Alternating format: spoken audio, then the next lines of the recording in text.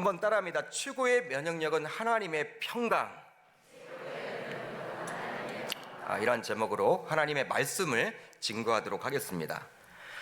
코로나 바이러스로 인해서 온 세계가 몸살을 앓고 있어요. 우리나라 문제만은 아니죠. 온 세계가 몸살을 앓고 있습니다. 우리나라도 처음 코로나 바이러스가 이슈가 된 이후 3주 동안은 나름대로 선방을 했습니다. 참 방어를 잘했죠. 그래서 세계 유수 언론에서 대한민국은 탑이다 칭찬을 많이 했어요. 근데 지난 며칠 사이에 상황이 급변하게 되었습니다. 이제 확진자 수가 400명이 넘게 되었고 사망자가 4명이 나오면서 국가별 집계에서도 중국 다음으로 우리나라가 확진자 수가 높아요. 예전에 일본이 막 높았다고 했는데 함부로 우리가 얘기할 게 아니에요. 우리나라가 여러분 중국 다음으로 확진자 수가 많아졌어요. 특별히 대구 지역은 거의 코로나 쇼크라고 할 수 있습니다. 대구의 명동이라 할 수 있는 동성로, 어제 TV 기자가 한번 가봤나 봐요. 이 동성로가 과연 어떤가. 평상시에는 주말이면 난리가 아니죠. 사람들이 몰리고 젊은이들이 여러분 몰려서 왁작지껄 할 텐데 파리 한마디도 없는 거예요. 카페에도요 젊은이들이 가질 않아서 대구 동성로에 있는 카페는 100명 정도 앉아있는 그러한 좌석에 한 사람만이 앉아있었다.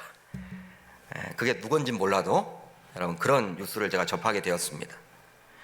이런 코로나 바이러스로 인해서 사람들이 대외 활동을 모두 자제하다 보니 경제적으로도 굉장히 위축이 된 상태라고 해요. 요즘 백화점을 가보건 마트를 가보건 식당을 가보건 카페를 가보건 예전처럼 사람들이 많지 않다고 합니다. 심지어는 대중교통도 잘 이용치 않아요. 불안하죠. 지방을 가더라도 KTX나 비행기 타기보다는 그냥 여러분 운전하고 가는 경우들이 굉장히 많아졌습니다. 따라서 대기업은 대기업대로, 중소기업은 중소기업대로, 자영업자들은 자영업자대로 굉장히 어려운 시기를 보내고 있어요. 더 안타까운 것은 사람들을 서로 잘 믿지 못하는 불신감이 점점 퍼져나가고 있습니다. 여러분 이 사회가 굉장히 혼란해졌어요. 가짜 뉴스가 여러분 판을 치고 있고요. 이런 신종 코로나 이런 사태 때문에 사람들이 다 마음 아파하고 불안해하는 이런 것들을 노려서 보이싱 피싱, 보이스 피싱 여러분 이런 것들도 굉장히 성행하게 되었고 사람들을 여러분 잘 믿지 못하는 그런 분위기가 되었다라는 거예요. 그러면서 행여나 언론을 통해서 자신이 다녀왔던 곳이 확진자의 동선과 일치되기라도 하면 시간차가 있음에도 불구하고 굉장히 두려운 마음을 갖기도 합니다. 물론 확진자와 직접 대면한 것이 아님에도 불구하고 굉장히 찜찜하고 두려운 나머지 어쩔 줄 몰라 하는 분들이 점점 늘어나고 있어요. 어제도 우리 교회 근처 이 개봉동 일대 한번 난리가 났죠. 확진자가 생겨서. 다행히 이렇게 보건소에서 개봉동 어디 다녔던 분들 문자가 안 날라오는 거 보면 큰 문제는 아닌 것 같아요. 사람들이 여러분 다 두려워하는 거예요. 실제로 2월 21일자 언론 매체에 따르면 신종 코로나 바이러스가 전국으로 확산되면서 국민 10명 중 6명 이상이 코로나19를 걱정하고 있다라는 여론조사 결과가 나와 눈길을 끌게 되었습니다. 제가 계속해서 기사를 읽어드리면요. 한국갤럽이 지난 18일부터 20일까지 3일 동안 전국 성인 1,002명을 대상으로 코로나19와 관련해서 본인 감염이 얼마나 걱정된지를 물은 결과 매우 걱정된다가 32%, 어느 정도 걱정된다가 32%, 무려 64%의 분들이 걱정된다고 대답을 했다는 거예요. 별로 걱정하지 않는다 24%, 전혀 걱정하지 않는다 그런 사람도 있더라고요. 12%. 사람이란 게 여러분 참 다양하죠. 12%는요 전혀 걱정을 안 해. 이분들은 생각이 있는 건지 없는 건지도 잘 모르겠어요. 아마도 점점 코로나19 사태가 전국적으로 확산되면 될수록 사람들의 불안감은 더 심해지고 높아지지 않을까 생각을 해봅니다. 이렇게 코로나19 사태로 불안한 마음이 더 생기게 되자 사람들은 면역력에 관심을 갖게 되었어요. 여러분, 무엇에 관심을 가지게 되었다고요? 면역력. 2009년도에 우리나라뿐만 아니라 전 세계를 강타했던 신종플루를 여러분 기억하실 거예요. 그때 굉장히 많이 죽었죠. 굉장히 많이 죽었어요. 그때는요, 어린이들이 여러분 굉장히 많이 죽었어요. 그리고 2015년도에 중동에서 시작된 메르스, 그리고 2019년도 중국에서 시작된 코로나19까지 주기적으로 호흡기 관련 질환들이 생겨나고 있기 때문에 어느 때보다도 면역력의 중요성에 대해서 이야기들을 합니다. 사람들을 만나면요, 야, 면역력을 길러야 돼. 면역력을 길러야 돼. 맞는 말이에요, 여러분. 실질적으로 좀 상한 음식을 먹어도요, 조금 상한 음식을 먹어도요, 어떤 분들은 뭐 전혀 이상이 없어요. 근데 또 어떤 분들은 뭐 굉장히 설사를 하고 막 토사강난 일어나고 막 장염까지 걸리는 분들도 있죠. 여러분, 그 차이가 뭡니까? 면역력이에요. 면역력이죠. 그렇다면 면역력은 뭘까요? 본래 면역력은 의학 용어입니다. 의학 용어예요. 바로 사람이나 동물의 몸 안에 병원균이나 독소 등의 항원이 공격을 할 때 이에 저항하는 능력을 바로 이야기하는 거예요. 그러니까 디펜스 하는 거, 방어하는 능력이 바로 무엇이다? 면역력이에요. 막는 것이죠. 한마디로 어떤 세균이나 바이러스, 박테리아 등에 맞서 이겨내는 힘이 바로 면역력이라 할 수 있죠. 여러분, 기본적으로 사람은 누구나 면역력을 가지고 있습니다. 사람은 누구나 면역력을 가지고 태어나요. 어릴 적에 이렇게 태어나게 되면요, 이렇게 모유 수유를 권장을 하잖아요. 왜 그럴까요? 엄마 여러분 젖이 그만큼 면역력이 있다라는 거예요. 아무리 여러분 좋은 사냥 분유를 먹인다 할지라도 이 면역력, 엄마가 주는 젖에 미치지 못하는 것이죠. 우리들은 보통 이 면역력을 기르기 위해서 강화시킬 수 있다고 생각하는 것이 무엇이냐면 어떤 음식이나 약품을 통해서 면역력을 강화할 수 있다고 봅니다. 그러기에 면역력이 좋다라는 음식과 약품을 찾아서 먹고 복용하기도 하죠. 실제로 이미 우리나라 홍삼은요, 세계적으로 끝내주는 인기 있는 제품이에요. 면역력을 강화시키는. 그래서 외국인들이 한국에 여행을 오게 되면 꼭 사가야 되는 것들이 있다고 그러죠. 그건 여러분 첫 번째가 바로 이 홍삼 제품들이라고 합니다. 그런데 제가 운동하는 곳에 이런 포스터가 붙어 있어서 한번 여러분 제가 소개를 해보려고 그래요. 어떤 포스터였냐면 결국엔 면역력, 결론은 운동. 아마도 이 코로나 사태가 심각해지니까 이 헬스장도 사람들이 잘 안 오는 것 같아요. 실내이다 보니까 사람들이 여러분 안 오니까 이렇게 여러분 딱 붙여놨어요. 어떻게 붙였어요? 결국엔 면역력, 결론은 운동. 그런데 아주 과학적이고 논리 정연하게 적혀져 있었습니다. 내용인 것은 무엇이냐면 운동을 하지 않은 사람은 운동을 꾸준히 하는 사람에 비해 평균 체온이 약 1도가 낮으며 체온이 1도 낮으면 면역력이 30%가량 떨어진다. 그렇기 때문에 중강도의 운동만으로도 정상 체온을 유지하여 면역력을 강화할 수 있다. 여러분, 질병관리본부 코로나 예방 수칙이에요.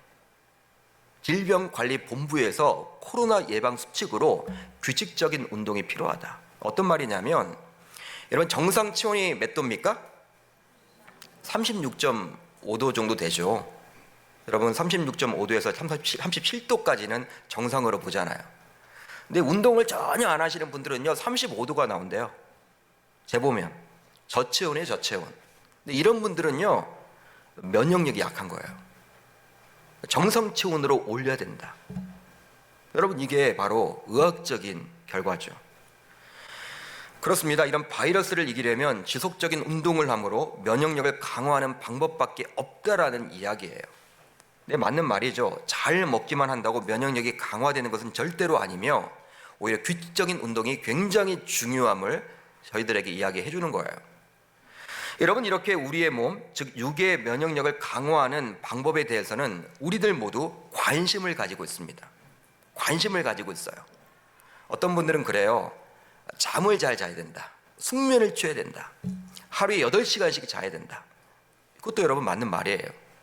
근데 우리 육을 위해서라면 잘 먹어야 되고, 이러한 시국에는 잘 먹어야 되고, 잘 자야 되고, 또 규칙적인 운동을 해야 된다. 여러분, 이것이 면역력을 강화하는 길이다. 여러분, 이렇게 이야기를 하면서 굉장히 시간과 물질의 투자까지도 아끼지 않아요. 육의 면역력을 위해서라면. 그러나 우리 인간은 아무리 육의 면역력을 증강시켜도 쉽게 무너지는 존재예요. 바로 염려, 걱정, 근심으로 인한 두려움 때문이죠. 실제로 이런 두려움이 생기게 되면요, 우리의 마음과 생각이 무너지게 되므로 우리의 육의 면역력까지도 약화하게 됩니다. 약해지게 돼 있어요. 주변에서 우리는 종종 접하게 되죠. 바로 아무리 육체적으로 건강한 사람일지라도 마음과 생각이 무너지게 되면 어떻게 돼요? 그렇게 건강했던 사람이 갑자기 아프게 되죠. 마음의 병이 생기게 되면, 마음의 근심이 생기게 되면, 생각이 병들게 되면 우리의 여러분 육도 병들게 되어 있다는 거예요. 그만큼 우리의 마음과 생각을 지키는 것은 굉장히 중요합니다. 그러기에 솔로몬은 이렇게 권면해주고 있어요. 모든 지킬 만한 것 중에 더욱 내 마음을 지키라. 생명의 근원이 이에서 남이니라. 마음을 지키는 것에서 무엇이 난다? 우리의 생명의 근원이 나온대요. 여러분, 그만큼 우리 마음 지킴이 얼마나 중요한지 솔로몬은 이야기를 해주고 있죠. 또 시편 기자는 이렇게 권면을 해주고 있습니다. 그의 호흡이 끊어지면 흙으로 돌아가서 그날의 그의 생각이 소멸하리로다. 인간에게 있어 죽는 순간까지 생각은 함께함을 말해주고 있는 거예요. 즉 죽어야지만 생각도 사라진다는 이야기입니다. 우리가 죽을 때까지 뭘 하게 돼 있다는 거예요? 생각을 하게 되어 있다는 거예요. 그러기에 어떤 의미로는 육을 지배하는 것이 바로 무엇이다? 생각임을 지금 시편 기자는 이야기해주고 있는 것이죠. 그렇습니다. 잘못된 생각이 마음속에 들어가게 되면요, 그것은 나쁜 행동으로 연결이 돼요. 나쁜 행동으로 연결이 돼요. 실제로 가룟 유다를 통해서 알 수가 있죠. 가룟 유다는 자신의 스승인 예수를 은 30일 팔아버리는 악행을 저지르게 되었습니다. 처음부터 그런 사람이 아니었을 거예요. 바로 다음의 구절을 통해서 어떻게 그가 그렇게 되었는지 우리가 살펴볼 수 있는데, 바로 요한복음 13장 2절을 보면 이렇게 나와 있어요. 마귀가 벌써 시몬의 아들 가룟 유다의 마음에 예수를 팔려는 뭘 넣었다? 생각을 넣었다. 그러니까 마음속에 예수를 팔려는 생각을 마귀가 넣은 거예요. 가룟 유다의 마음속에. 그러게 신절하면 마음과 생각을 잘 지킴으로 어떤 환경 가운데서도 요동함이 없어야 할 줄 믿습니다.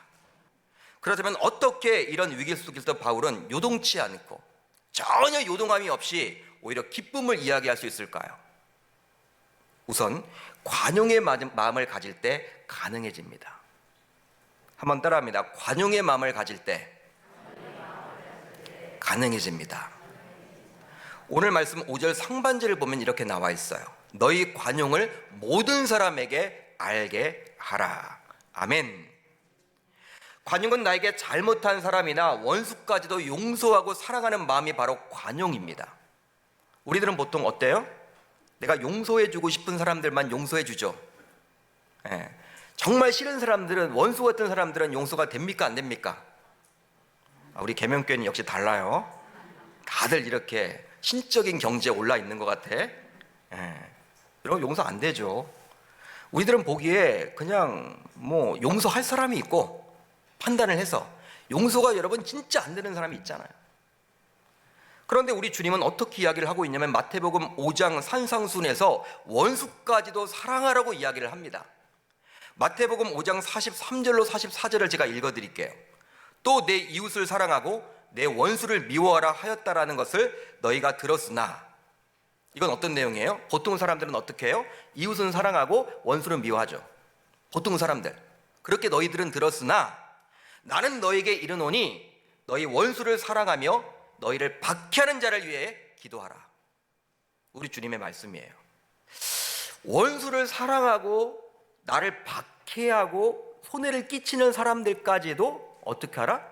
사랑을 넘어서 그들을 위해서 기도해 주래요. 야. 그런데 이런 관용의 마음은요, 성령께서 갖도록 하십니다. 성령께서 주시는 거예요. 실제로 우리의 노력만으로는 절대로 불가능해요. 우리가 해봤잖아요, 여러분. 안 되죠.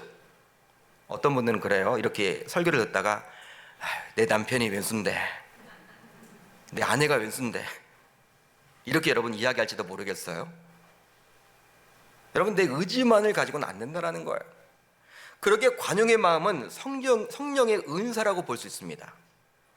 따라서 성령을 받은 신자로서 스스로 기쁨을 지속하려면 남을 대하는 데 있어서 반드시 관용하는 마음이 있어야만 하는 거예요. 여러분, 보통 좁은 마음의 소지자는 자기중심적이죠. 자기만을 생각해요. 그렇기 때문에 결코 주님께서 베풀어 주시는 참 기쁨을 맛볼 수가 없어요. 왜? 자기만을 여러분 생각하고, 그렇기 때문에 자기 생각으로, 자기 판단으로 남을 평가하고 하기 때문에 남에게 너그를 수가 없는 게 바로 좁은 마음의 소지자 아닙니까? 그들은 바로 주님께서 베풀어 주신 참 기쁨을 이렇게 맛볼 수가 없는 거예요. 여러분, 우리가 꼭 기억해야 될 것이 있습니다. 바로 타인과 껄끄러운 관계가 지속된 상태에서는 결코 주님께서 베풀어 주신 참 기쁨을 맛볼 수가 없다. 왜냐하면 그 타인도 주님께서 사랑하는 자이기 때문입니다. 예를 들어보면요, 형제지간이 있고 남매지간이 있고 자매지간이 있어요. 그런데 관계가 좋지 못하면 부모의 마음이 좋을 리가 없겠죠. 여러분, 어떨 때 부모가 가장 속상해요? 자녀끼리 싸울 때. 그렇죠? 이건 여러분 누구 편을 들 수도 없고, 그건 여러분 부모의 마음이 녹는 거예요. 너무 힘든 거예요. 결국 부모 안에서 참 기쁨을 누릴 수도 없게 되는 것과 동일한 이치를 할 수 있겠죠. 그러니까 우리가 여러분 누군가를 미워한다고 하면요, 정말 주님께서 부어주시는 참 기쁨을 맛볼 수가 없는 거예요. 왜? 내가 미워하는 그 사람도 누구는 사랑해요? 우리 주님은 사랑하는 자기 때문에, 주님의 마음이 아프기 때문에 여러분 주님 안에서 참 기쁨을 맛보지 못하는 거예요. 실제로 우리도 하나님의 법으로만 보게 되면 마땅히 죽을 수밖에 없는 존재들입니다. 그런데 하나님의 관용으로 이미 우리들은 용서받았고 하나님의 자녀가 되었어요. 그러기에 하나님의 자녀로서, 성령을 받은 신자로서 우리들은 주변 사람들에게 관용을 베풀 수 있어야만 하는 것이죠. 그럴 때 우리는 주님이 주시는 참 기쁨을 누릴 수 있게 되므로 주변 환경 속에서 요동하지 않은 멋진 신자로서 살아가게 될 줄 주님의 이름으로 축복합니다. 다음으로, 염려하지 않고 감사함으로 기도할 때 가능해져요. 한번 따라합니다. 염려하지 않고 감사함으로 기도할 때 가능해집니다. 오늘 말씀 6절을 보시면 이렇게 나와 있어요. 아무것도 염려하지 말고 다만 모든 일에 기도와 간구로 너희 구할 것을 감사함으로 하나님께 아뢰라. 신자라고 해서 염려가 없는 것은 아닙니다. 목회자인 저도 염려가 있어요. 아마 여러분들도 마찬가지일 거예요. 염려, 걱정, 근심이 없으면 얼마나 좋겠습니까? 있어요. 하나님 믿는다고 하면서도. 그런데 우리 신자들은 불신자들과는 달리 염려, 걱정, 근심이 생기더라도 그것을 해결할 수 있는 방법이 있어요. 그것이 바로 무엇이냐? 한번 따라합니다. 기도예요. 한마디로 기도는 하나님께 맡기는 겁니다. 그러기에 자신은 피조물로서 스스로 연약함을 인정할 때 기도할 수 있게 되는 것이죠. 그러기에 교만한 자는 결코 기도할 수 없어요. 물론 기도하는 행동은 할 수 있지만 하나님이 받으시는 진정한 기도는 할 수가 없어요. 교만한 자는. 여러분, 바리새인들 굉장히 교만했죠. 하나님의 율법을 잘 안다, 그걸 자부했던 사람들이었죠. 예수님이 여러분 얼마나 의식하는 자라고 이야기를 합니까? 질책을 하는 이유가 뭡니까? 여러분, 그들은 기도했습니다. 바리새인들이 여러분 기도 안 했겠습니까? 그렇지만 세리의 기도, 오히려 그 당시 여러분 세리는 굉장히 미천하고 구원받을 수 없는 그런 사람들이라고 손가락질 당했지만 오히려 세리의 기도를 칭찬하잖아요. 우리 주님은. 그러니까 기도는 하지만 하나님이 받으시는 참 기도가 안 되는 거예요. 교만하게 되면. 그런데요, 우리가 기도할 때 놓쳐서는 안 되는 것이 있으니 바로 감사함으로 기도해야 하는 거예요. 보통 우리는 내가 기도하고 나의 방법대로 응답받을 때 비로소 하나님께 감사를 하게 됩니다. 내 방법대로 응답을 받을 때 감사헌금도 해요. 여러분, 그렇죠? 여러분, 내 자녀가 서울대 가기를 원했는데 서울대를 못 갔다. 내 방법은 여러분 뭐예요? 내 방법에 대한 응답은 서울대 가는 거예요. 그러니까 서울대 떨어져서 감사하다고 헌금하는 분 못 봤어요. 응? 원래 해야 되는데. 그러나 바울은 저와 여러분들에게 이렇게 권면을 해요. 바로 너희 구할 것을 감사함으로 하나님께 아뢰라. 즉 주님의 방법대로 주실 것을 기대하며 감사함으로 기도할 수 있어야 하는 거예요. 여러분, 이 사도 바울은요 어떻게 기도했겠습니까? 하나님, 저 옥에서 꺼내주세요. 너무 힘들어요. 언제 죽을지 모르는 그 두려움 속에 있습니다. 저 복음 전해야 되니까 빨리 저를 꺼내주세요. 이렇게 여러분 기도하지 않았을 거예요. 자기 방법대로 기도하지 않았을 거예요. 오히려 감사했겠죠. 그 안에서도, 오간에 있으면서도 그는 감사했을 거예요. 하나님, 내가 만나지 못했던, 평상시에는 만나지 못했던 노마 병정들 전도를 여기서 하게 하심에 감사합니다. 평상시엔 여러분 노마 군인들을 어떻게 만나겠어요? 근데 오간에 갇히니까 여러분 이제 교대로 근무 쓰는 그들에게 복음을 전할 수 있는 계기가 됐잖아요. 아마 여러분 바울이 이렇게 기도하지 않았을까? 그렇기 때문에 바울은 단순히 기도만 한 것이 아니라 감사함으로 하나님이 주실 것을 알고 그 하나님의 방법대로 채워주실 것을 알고 감사함으로 기도했다라는 거예요. 따라서 오늘부터 하나님의 자녀로서 바울이 오간에서 누렸던 이 하나님의 진정한 평안을 소유하게 됨으로 말미암아 어떤 환경 속에서도 일희일비하지 마시고 이 위기를 지혜롭게 이겨낼 수 있기를 주님의 이름으로 축복합니다. 여러분, 나의 생사 여탈권은 하나님에게 달려 있는 거예요. 하나님이 주신 참 평안, 진짜 평안. 세상도 여러분 평안을 이야기하죠. 근데 그런 평안은 일시적인 거예요. 그렇지만 우리 주님은 진짜 평화예요. 진짜 평화. 샬롬. 그 샬롬의 은혜가 우리 마음속에 가득 차 있음으로 말미암아 우리의 마음과 생각을 지켜주심으로 말미암아 코로나 바이러스가 더 확진되고 확산되더라도 여러분 영적인 내공을 쌓아서 바울과 같이 오히려 남들을 위로하고 격려할 수 있는 멋진 기독교인들 다 되시기를 주님의 이름으로 축복합니다.